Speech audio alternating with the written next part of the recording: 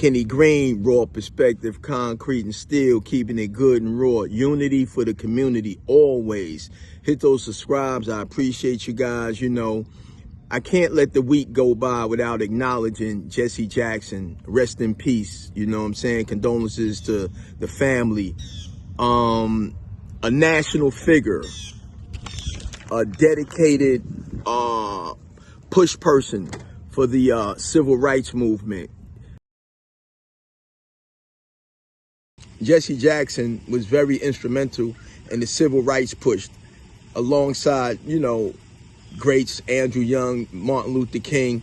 You know, these marches, these pushes, these boycotts, they were all down for a cause that we live in the comforts of now. Born in 1941 in segregated Greenville, South Carolina, Jesse Jackson grew up knowing exactly what America thought of people who looked like him, and spent his entire life proving it wrong.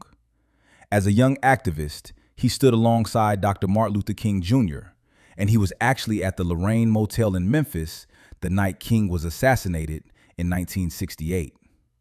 That moment didn't break him, it ignited him.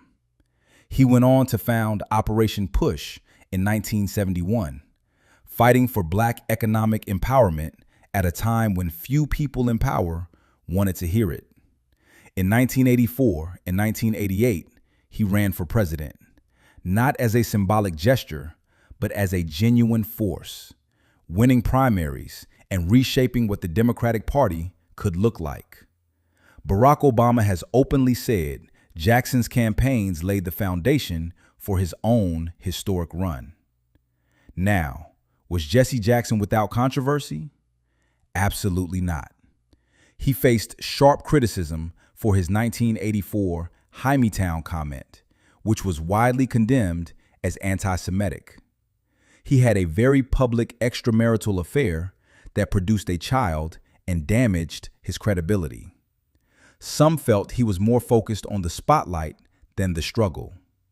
And his son, Jesse Jackson Jr., was later convicted of fraud, which cast a shadow on the family name.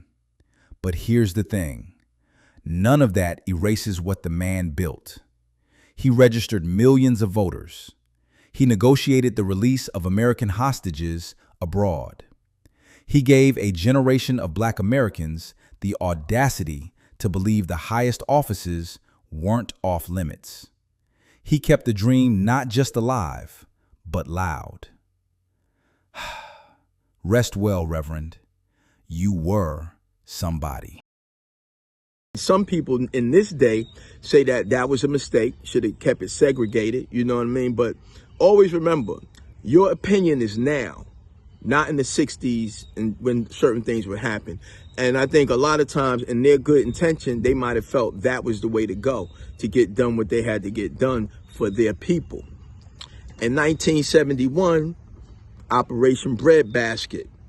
He's still feeding the community, helping the community, boycotts, you know what I'm saying?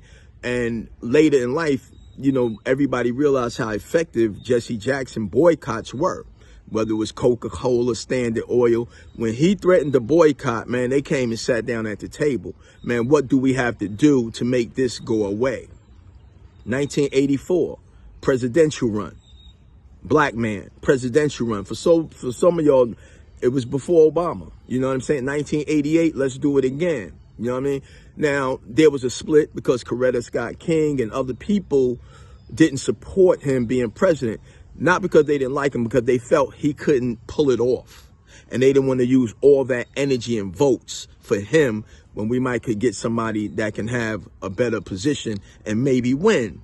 But to their surprise, Jesse Jackson, he didn't win, but he had a strong turnout in the votes.